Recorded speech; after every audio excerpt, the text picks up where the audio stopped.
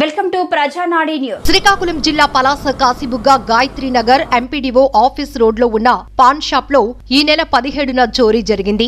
నగదు వస్తువులు ఎత్తుకెళ్లిన పలాసకు చెందిన చిల్లర దొంగ కుమార్ ఆదివారం ఉదయం దొంగిలించిన వస్తువులను పాన్ షాప్ యజమాని శ్రీరాములకిచ్చి దోచుకున్న నగదు తర్వాతిస్తానని నమ్మబలికి క్షమించాలని ప్రాధేయపడ్డాడు. పాన్ షాప్ యజమాని దొంగను పోలీసులకు అప్పగించడంతో కాశీబుగ్గ పోలీస్ స్టేషన్ కు తరలించారు. కేసు నమోదు చేసుకున్న పోలీసులు ఇటీవల కాశీబుగ్గ పిఎస్ పరిధిలో జరిగిన చోరీలు, బైక్ దొంగతనాలపై నిందితుడిని తనదైన శైలిలో అన్ని కోణాల్లో విచారిస్తున్నారు.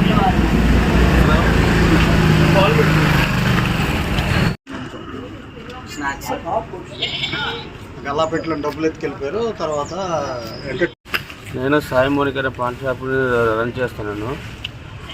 ఈ పండుగ సందర్భంగా మా సొంత ఊరికి వెళ్ళడం జరిగింది.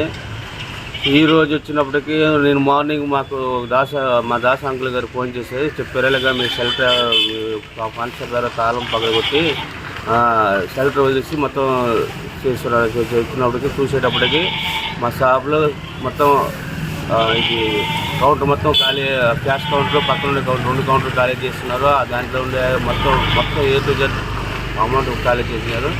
తర్వాత ఉండే costly items, dairy milk items ఉండేవి, దాంట్లో బిస్కెట్స్ మొత్తం పెద్ద పెద్ద ఐటమ్స్ అన్నీ మొత్తం తీసుకెళ్ళిపోయినారు.